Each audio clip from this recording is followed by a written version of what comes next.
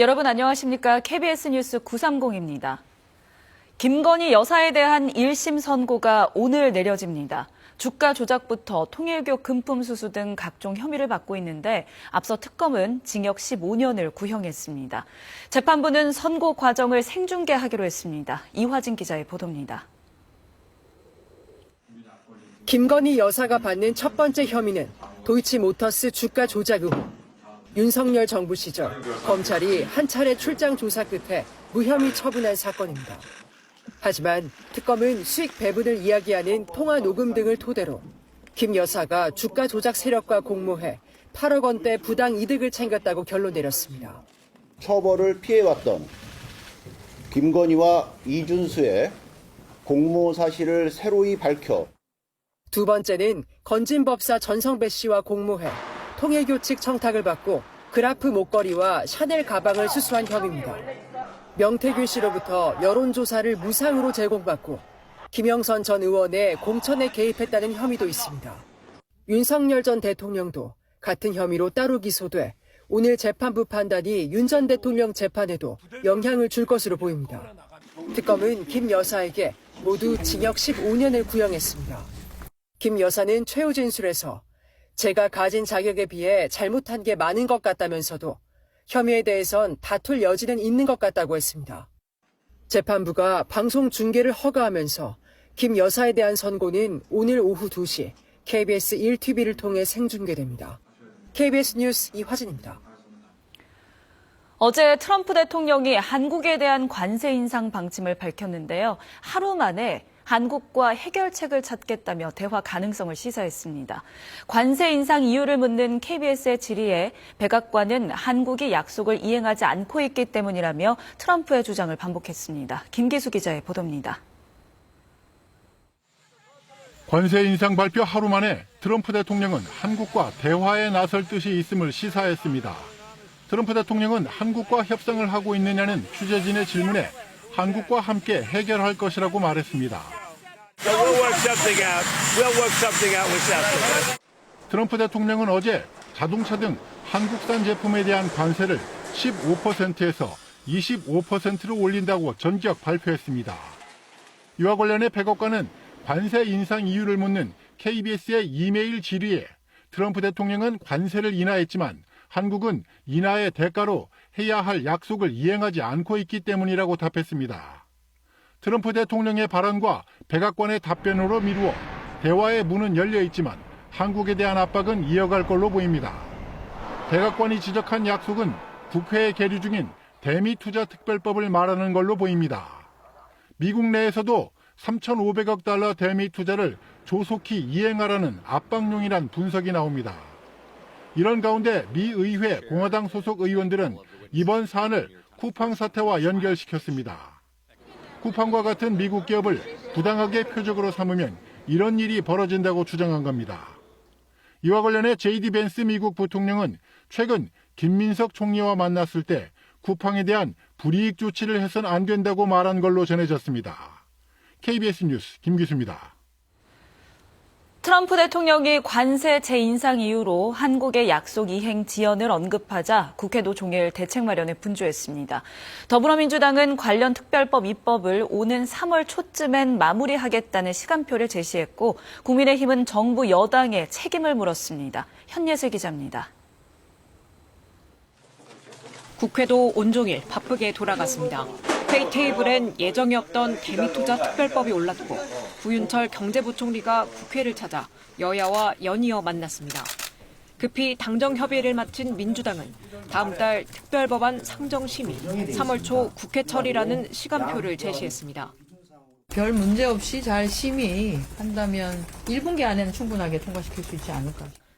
한미 합의 후속 조치를 담은 대미투자 특별법은 이미 6건 발의돼 있습니다. 투자관리 기구 설치 등 내용은 비슷하고 국회의 감독 범위만 조금씩 다를 뿐인데 2달째 구체적 논의는 없었습니다. 이건 정상적 절차를 밟는 거라고 민주당은 설명했습니다. 12월과 1월 달에는 법안 발의와 일정의 숙려 기간이었다. 의도적으로 지체하고 있다는 그런 지적은 우리 국회 상황을 정확하게 알고 있지 못한 데서 오는 그런 말씀이 아닌가. 국민의힘은 정부 여당이 서두르지 않았다. 미국 측 기류를 못 읽었다고 책임을 물었습니다. 정부는 이 사안에 대해서 국회에 대해서 아무런 요구도 요청도 없었습니다. 전혀 파악도 하지 못하고 손 놓고 있었다는 특별법보다는 합의 내용, 소요 예산 등을 명확히 해 이를 비준하자고 요구했습니다. 국가 재정 부담이 상당히 큰 부분이기 때문에 국민의 알 권리도 충족시켜야 되고 비준 동의를 받아야 한다는. 국회의장 주재로 여야가 만났지만 관련 협의에 진전은 없었습니다. 국회 외통위는 오늘 외교부 장관 등을 불러 대책을 논의합니다. KBS 뉴스 현희슬입니다. 다주택자 양도세 중과 유예를 둘러싼 논란이 이어지는 가운데 이재명 대통령이 정책을 흔들림 없이 추진하겠다는 뜻을 분명히 했습니다. 저항이 두렵다고 방치해선 안 된다며 부동산에 집중된 자원 배분 왜곡을 반드시 바로잡겠다고 말했습니다. 손서영 기자의 보도입니다. 요즘 부동산 문제가 논란이 되고 있다. 이재명 대통령은 다주택자 양도세 중과 유예를 둘러싼 찬반 여론을 언급하며 정면 돌파 의지를 또 한 번 밝혔습니다. 압력을 넣으면 정책도 바뀔 거란 잘못된 기대가 여전하다며 휘둘리지 않겠다고 강조했습니다. 당연히 연장하겠지 이렇게 기대하고 있고 이미 끝나기로 돼 있다라고 얘기했더니 마치 새롭게 무슨 부동산 양도세를 중과하는 것처럼 정책에 대한 공격도 있습니다. 반발이 있다고 해서 한시적 제도를 반복해 유예하는 건 더 이상 없다는 점을 분명히 한 겁니다. 특히 부동산에 비정상적으로 집중된 자원 배분 왜곡을 반드시 바로잡아야 한다며 중요한 건 정책의 지속적 추진이라고 했습니다. 당장 눈앞에 고통과 저항이 두려워서 불공정과 비정상을 절대로 방치해서는 안 됩니다. 다만 시장이 원하는 적극적인 대책도 동시에 추진해 나갈 거라고 언급했습니다. 부동산 세금 정책보다는 체감할 수 있는 공급을 늘리는 게 우선이란 점을 강조한 겁니다. 이 대통령은 5월 9일 계약분까지는 다주택자 양도세 중과 유예를 국무회의에서 논의해보겠다고 했는데 어제 안건에 오르진 않았습니다. 청와대는 대통령이 분명한 방침을 밝힌 만큼 다시 유예될 가능성은 없다며 추후 국무회의에서 불합리한 점을 점검하게 될 것이라고 설명했습니다. KBS 뉴스 손서영입니다. 미 이민 단속 당국에 대한 비판 여론이 거세지는 가운데 이민 당국 요원의 총격으로 사상자가 또 발생했습니다. 조 바이든 전 대통령까지 비판 대열에 가세하며 여론은 더 냉랭해지고 있습니다. 워싱턴 김성수 특파원입니다. 미니애폴리스에서 미 시민권자 프레티가 숨진 지 사흘 만에 또다시 이민 당국의 총격 사건이 발생했습니다. 현지 시각 27일 미 애리조나주 남부 국경지대 피마 카운티에서 이민 당국 요원의 총격으로 한 명이 중태에 빠졌다고 현지 언론이 전했습니다. 부상자의 신원과 사건 경위는 정확히 확인되지 않았습니다. 이민 정책 반대 시위가 더 격화될 걸로 보이는 가운데 클린턴, 오바마 전 대통령에 이어 조 바이든 전 대통령도 비판 대열에 가세했습니다. 소셜미디어를 통해 대통령도 미국이 믿는 것을 파괴할 수 없다며 우리가 누구인지 보여줄 때라고 했습니다. 냉랭한 여론에 트럼프 대통령도 한 발 물러선 기류입니다. 프레티가 암살 미수범이라는 백악관 부비서실장 말에 동의하지 않는다고 했고 공정한 조사를 원한다고 했습니다.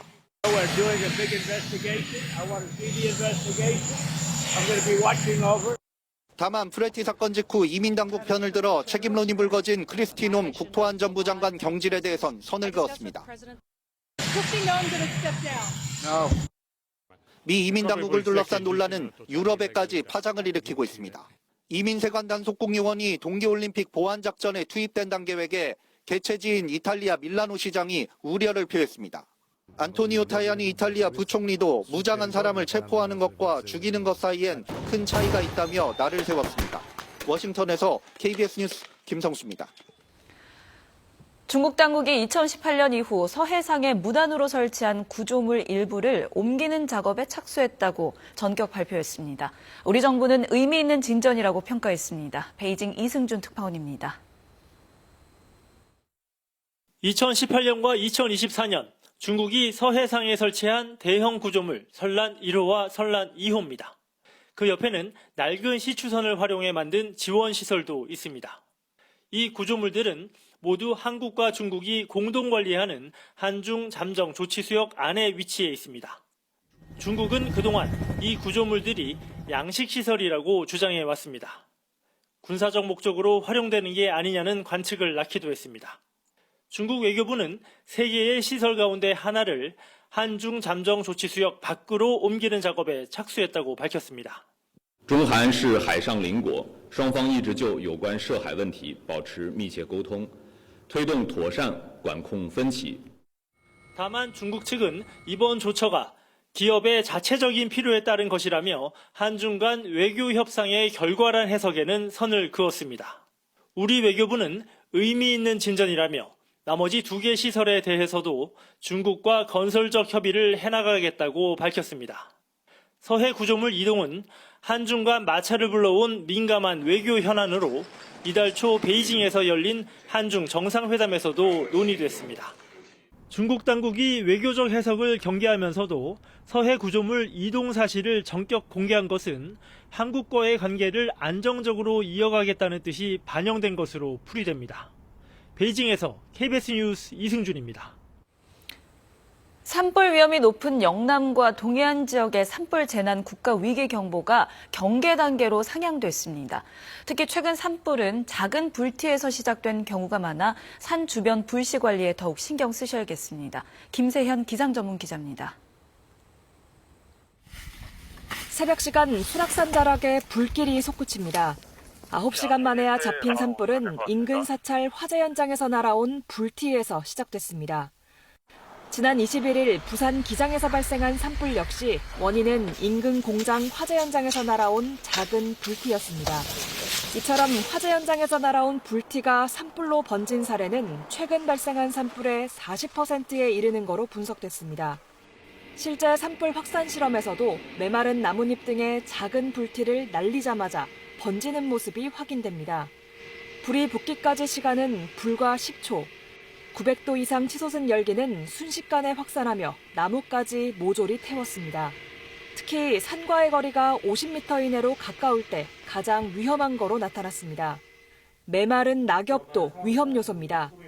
바짝 말라있는 낙엽이 연속적으로 되어 있기 때문에 산불의 확산 속도도 빠를 수가 있을 뿐만 아니라 강풍을 만나게 되면 대형 산불로 번질 수 있는 위험성은 항시 높은 그런 상태다라고 볼 수 있습니다.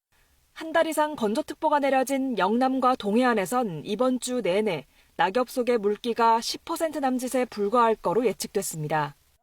이에 따라 산림청은 영남과 동해안 지역에 산불 재난 국가 위기 경보를 경계 단계로 상향했습니다.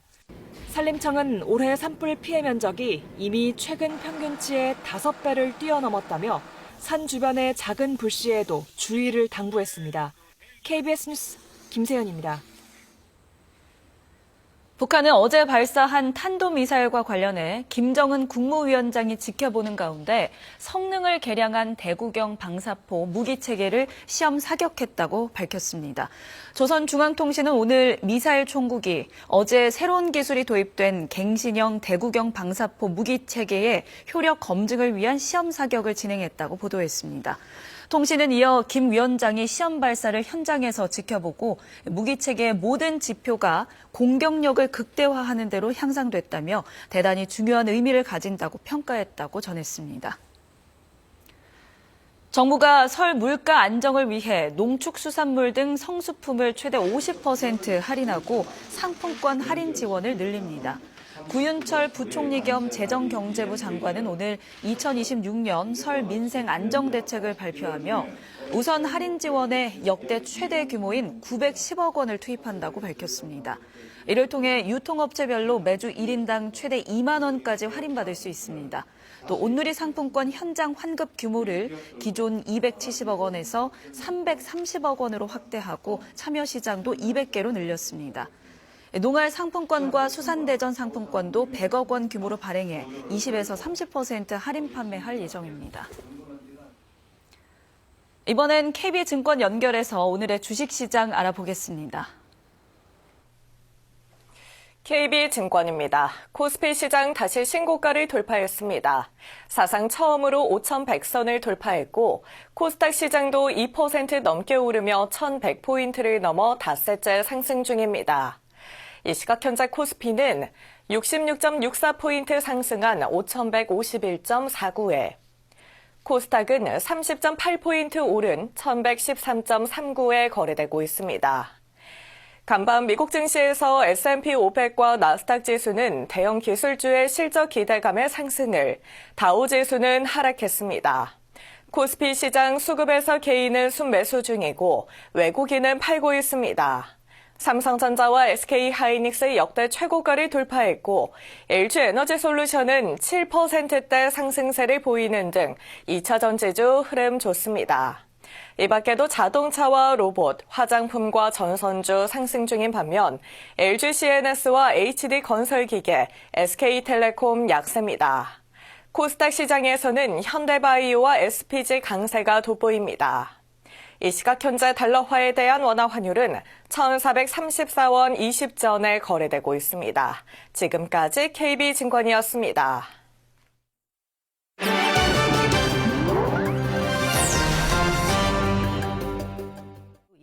최근 며칠 사이 중국 곳곳에 강한 한파와 폭설이 몰아친 가운데 로봇과 드론이 피해 방지의 1등 공신으로 등장했습니다. 해발 800m가 넘는 후베이성의 산간 지역. 로봇이 눈이 엉겨붙은 고압 송전선 위를 분주히 오갑니다. 예전 같으면 사람이 직접 수십 미터 높이의 철탑에 올라가 눈을 제거해야 했습니다. 폭설로 냉해가 우려되는 감귤 농장에도 드론이 투입됐습니다. 드론은 감귤나무 위를 낮게 날며 강한 바람으로 쌓인 눈을 날려보냅니다. 6헥타르가 넘는 감귤밭 제설 작업이 단 1시간 만에 마무리됐습니다. 它这个是机械作业，它相对来说效率更高，速度也更快，同时对这个果子本身的伤害也更小。 폭설이 내리면 자주 무너졌던 비닐하우스도 드론이 지켜줍니다. 드론이 비닐하우스 위를 천천히 이동하며 눈을 날려보내 비닐하우스 붕괴 사고를 방지합니다. 전문가들은 로봇과 드론의 활용으로 인명피해가 줄어들고 재난 대응의 속도와 효율성이 크게 높아졌다고 평가합니다. 과일과 꽃을 파는 뉴욕의 한 가게. 이곳에는 특별한 직원이 있습니다. 터줏대감 고양이 판차입니다. 판차는 가게로 들어오는 쥐를 막는 파수꾼이자 주인에게는 든든한 동반자입니다. Animals are love, animals are happiness, and animals has to be a responsibility for everyone. 판차처럼 뉴욕의 소매점에는 쥐 퇴치를 위해 상당수 고양이들이 가게에서 함께 살고 있습니다. 하지만 그동안 이 고양이들은 등록이나 정기검진, 예방접종 같은 법적 기준 없이 주인들의 자율에 맡겨져 왔습니다. 현행 위생규정상 식품 소매점의 동물 출입은 금지돼 있지만 단속은 들쭉날쭉한 상황. 뉴욕주 의회가 소매점 고양이의 건강, 안전 기준을 담은 법안을 발의했습니다. They work, keeping mice and other vermin away, but they should also have access to a good place to rest, good food, water. 법안에는 예방접종과 중성화 수술, 전용 공간 마련 등이 포함됐는데 고양이 주인들 사이에선 비용 부담을 우려하는 목소리도 나옵니다. Maybe, I don't know, but it's something that they could probably make a collection or some people could voluntarily help out. 법안은 현재 농협위원회로 회부돼 표결을 앞두고 있습니다. 수공예 제품 판매 행사에서 동일본 대지진 피해 지역 주민들과 함께 작품을 만든 한 작가의 사연이 주목받았습니다. 개성 넘치는 수공예 작품들로 가득한 행사장. 수공예 작가 아카고로 씨가 후쿠시마현 나라마치 주민들과 만든 인형이 관람객들의 눈길을 끌었습니다. 원전 사고 피해를 입은 나라마치는 15년이 지난 지금도 상흔이 남아있는 지역입니다. 지난해 한 단체가 이 지역의 복구 상황을 알리기 위해 쪽염색 프로젝트를 시작했고 전국의 수공예 작가 14명이 참여했습니다. 아카고로 씨도 그중 한 명입니다. 奈良町の方と一緒にクリエイターができるっていう企画がありますよっていうことで自分が何かできるんじゃないかと思って 나라마치에서 쪽을 재배하기 시작한 것은 10년 전. 히로시마의 한 초등학교가 부흥을 기원하며 쪽 씨앗을 보내온 것이 계기가 됐습니다. 주민들은 쪽으로 천을 염색했고 작가들은 이를 활용해 수공예품을 제작했습니다. 아카고로 씨는 염색한 양털로 지역 주민들의 상징적 존재를 형상화한 인형을 만들어 출품했습니다. 행사장을 찾은 관람객들의 관심에 주민들은 다시 힘을 낼 수 있게 됐다고 전했습니다. 에콰도르 남부의 작은 마을 망가우르코. 1월 첫 장마가 시작되자 수천 그루의 과약한 나무들이 일제히 꽃망울을 터뜨렸습니다. 4만 헥타르의 숲이 단 며칠 만에 눈부시게 개화해 황금빛 장관을 연출하는데요. 1년에 7일 동안만 볼 수 있는 광경입니다. El florecimiento de los guayacanes es un fenómeno natural que se da una vez al año, que puede ser en los meses de diciembre o enero. Este fenómeno natural se da cuando caen las primeras lluvias. 이 귀한 풍광을 놓치지 않으려는 발길도 이어집니다. 세계 각지에서 모여든 관광객들은 황금빛 산책로를 걷고 캠핑도 하면서 자연의 선물에 찬사를 보냅니다. Es realmente algo que nunca antes se había visto. Son varias hectáreas que están con los arbolitos con flores amarillas, los guayacanes y vale. 일주일 동안 화려함을 뽐낸 뒤 꽃은 지지만 과약한의 짧고도 신비한 노란 물결은 자연이 주는 순수한 위로로 방문객들에 각인되고 있습니다. KBS 월드뉴스입니다. 일본에서 나고 자란 쌍둥이 자이언트 판다 2마리가 오늘 중국 스촨성 판다 보호연구센터에 도착할 예정입니다. 최근 중일 관계 악화로 양국 우호를 상징하던 판다 외교도 54년 만에 막을 내렸습니다. 도쿄 황진우 특파원입니다. 도쿄 출생으로 올해 4살인 쌍둥이 판다 샤오샤오와 레이레이. 정든 우에노 동물원을 떠나 중국으로 향하는 여정에 올랐습니다. 트럭 안에 있어 볼 수 없다는 걸 알면서도 수많은 인파가 배웅을 나왔습니다. 一瞬ですけど、一瞬でもあの中にパンダがいるんだなと思うと、すごい悲しいけど、すごい元気でねっていう思いがありました。 쌍둥이 판다는 오늘 중국 스촨성 자이언트 판다 연구센터에 도착할 예정입니다. 일본엔 이제 판다가 없어 중일 수교와 함께 시작됐던 판다 외교는 54년 만에 끝났습니다. 지난해 11월 다카이치 일본 총리의 타이완 유사시 개입 시사 발언으로 양국 관계가 최악으로 치달으면서 추가 대여를 위한 협상도 동력을 상실했습니다. 중국 당국은 판다가 보고 싶으면 중국으로 와서 보라며 비꼬는 듯한 입장을 내놨습니다. 根据中日之间的有关协议，旅居日本的大熊猫小小和蕾蕾已于今日启程返回中国。我们一如既往欢迎日本民众来中国看大熊猫。 쌍둥이 판다가 돌아가기 전날 다카이치 총리는 또 타이완 유사시를 가정한 발언으로 중일 관계에 찬물을 끼얹었습니다. 台湾にいらっしゃる日本人やアメリカ人救いに行かなきゃいけないわけです。そこで行動を取る場合もあるわけです。 다음 달 8일 일본 중의원 선거에서도 악화된 중일 관계가 주요 쟁점이 될 것으로 보입니다. 도쿄에서 KBS 뉴스 황진우입니다. 수학 공부를 포기한 학생, 이른바 수포자 문제는 교육계 걱정거리 중 하나인데요. 설문조사 결과 고등학생 10명 중 4명이 수학을 포기하고 싶다고 답했습니다. 학년이 올라갈수록 수학에 대한 스트레스도 더 커지는 걸로 나타났습니다. 이수민 기자입니다.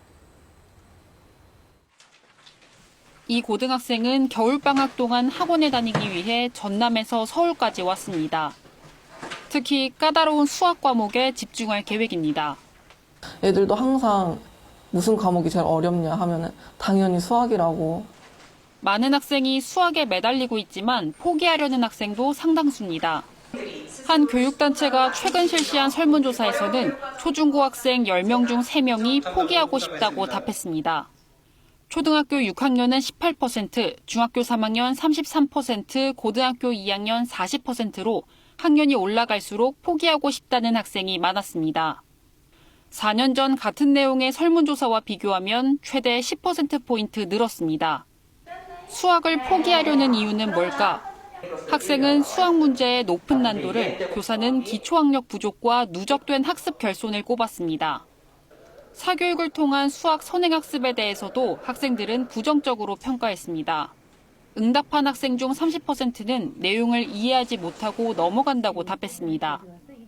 학원에서 선행을 막 나가는데 정작 학교에서 배우는 수업이 무엇인지 기초조차 이해를 하지 못하겠다는. 이런 문제가 쌓이면서 고등학생 10명 중 9명은 수학 탓에 스트레스를 받은 적이 있다고 답했습니다. 설문 결과에 대해 교육부는 학생들이 수학에 자신감을 가질 수 있도록 눈높이에 맞는 학습 콘텐츠를 확대해 가겠다고 밝혔습니다. KBS 뉴스 이수민입니다. 청춘을 노래했던 김창완 밴드가 10년 만에 돌아왔습니다. 배우 성동일은 살인범을 변호하는 변호사로 안방극장을 다시 찾았는데요. 한 주간의 대중문화 소식 김혜주 기자가 전합니다.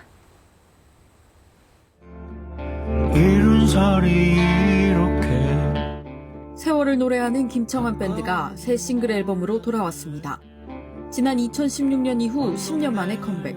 타이틀곡 세븐틴은 70을 넘긴 김창완의 세월에 관한 생각을 담았습니다. 중학교 학생들이 코러스로 참여해 목청껏 사랑해를 외치는 신곡 사랑해도 이번 앨범에 담겼습니다. 김창완 밴드는 앨범 발매와 함께 다음 달부터 전국 투어 콘서트를 이어갑니다. 널 변호 안 한다면 그럴 일 없을걸. 믿고 보는 배우 성동일이 안방극장에 복귀했습니다. 딸을 살리기 위해 불치병을 치료할 수 있는 능력을 가진 연쇄살인범을 변호해야 하는 변호사 역을 맡았습니다. 옳고 그름은 있는데 일단은 인간인지라 또 아버지라는 게 크니까 가족이 먼저 자식이 우선이었던 것 같아요. 사회의 통념보다는. 성동일이 변호해야 하는 연쇄살인범 역에는 배우 려운이, 이쯤 되면 검사님도 궁금하지 않으신가요?